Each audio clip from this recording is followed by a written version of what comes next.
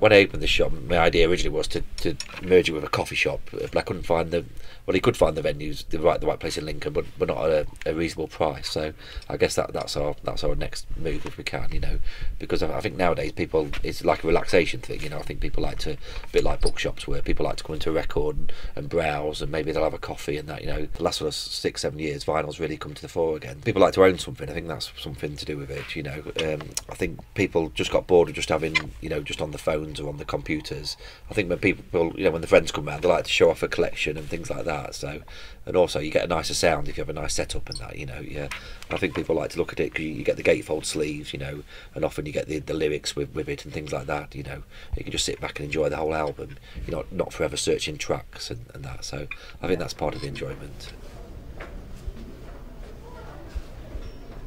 Get loads of different interesting people of all walks of life, different types. And especially with us being a gothic and alternative store, what some people did deem as interesting and different, we deem as normal. Most people think of a goth dressed in black makeup, black hair. Yeah, as in Marilyn Manson, that image. But it isn't. It isn't. There is 33 of us types out there. You've got the Victorian goths, you've got the steampunk goths, you've got the cyber goths, you've got the normal goths, you've got baby goths. Unfortunately, in society, how we dress, we can't do it every day. No. Because normal people look at us and go like, no, weirdo, you know, like you're going to get us in trouble, you're going to... We're not that type.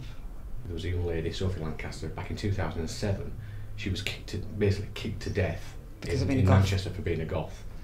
She was walking through a park with a boyfriend and a group of, to put it mildly, chavs, decided to pick on them. They started beating up the boyfriend, and she stepped in to defend her boyfriend, and 13 days later she died through her injuries. And he's totally brain damaged. We know ourselves that buying gothic and alternative clothing can be such a minefield. It can be ridiculously expensive as well. We as goths ourselves have turned around and gone, enough's enough, why do it? There is no need for it. So we've gone, well, okay, we'll start up, which is what we did nearly 2 years ago. And it's taken us that long to get to here, to get to this point, and we're still growing.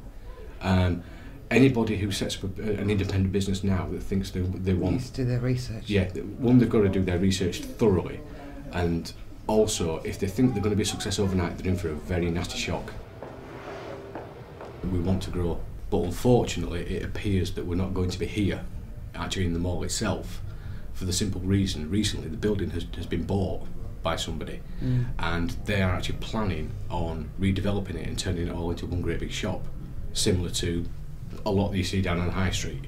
So unfortunately, the way it's looking is that the mall is doomed for closure.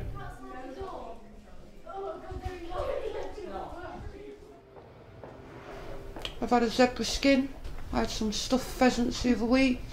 I've got an unopened tin of Army biscuits down there from 1963. And it's that tin there underneath that cauldron, that green tin. It's Army issue biscuits, so it's still full. I don't know where you'd find another one. We wouldn't, because a lot of them would have been eaten at the time and opened, you see, so to get a tin full, but then you're not going to get a collector in that collects Army biscuits, are you? The other week, I should say in about a month, I sold about 20 suitcases. One last year got 70 stuff, so she wanted a 70 case to make as a dog bed to put the pug in, and she come in with the pug the other week, so it loves it. And put all the leads and that in the back of the pockets, so that when you go away at weekends, you just pack the case up, don't you? Job done. And another guy came in, he was tapping them on, I thought he'd lost the plot, and he wanted it for a drum for a jazz band. He was going to put a pedal on it to use it as a drum. So I cater for a lot of people doing them sort of things, so like cheaper stuff rather than, you know, a posh antique shop what you don't go in because there's a grandfather clock that's like £3 in here. Like kids can come in here and buy an animal for a quid or a couple of quid or something, and you know, I'm quite happy to let them in and let anybody in.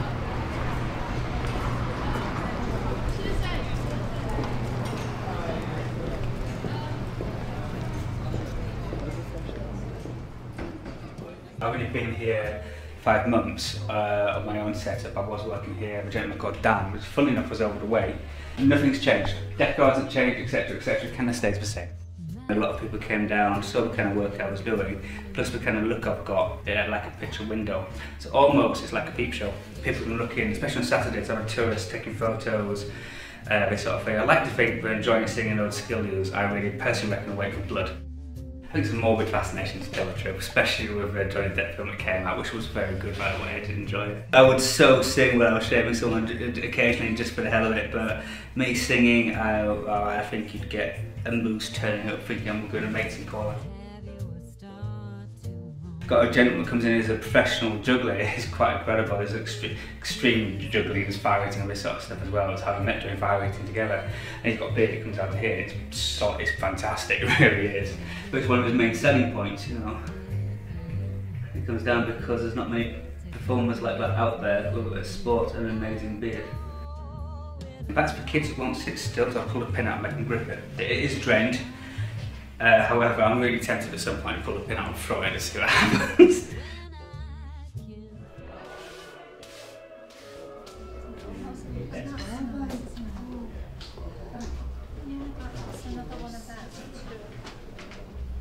%90 of what you see in the shop I make myself. I don't just cater for brides, I also do quite a few fascinators and hats for the races, Queen's Garden parties, award ceremonies, any occasion that requires a hat. Online shopping impacts businesses, shops in high street town centres. As you know yourself, you'll have seen lots of places closing down because the online market has taken over or is taking over. Lots of people, we see it every day and hear people walk through saying, oh, everywhere's closing down, but they shop online themselves, so they're not supporting local businesses. If they supported the local businesses, then not so many of them would fold.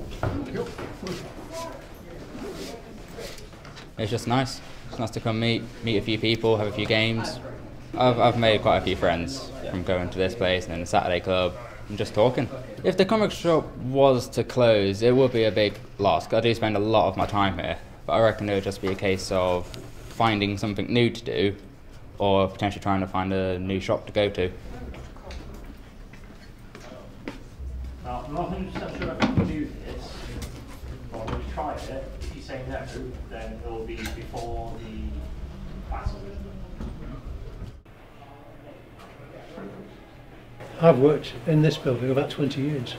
There's one or two that's been here nearly as long as I've been around.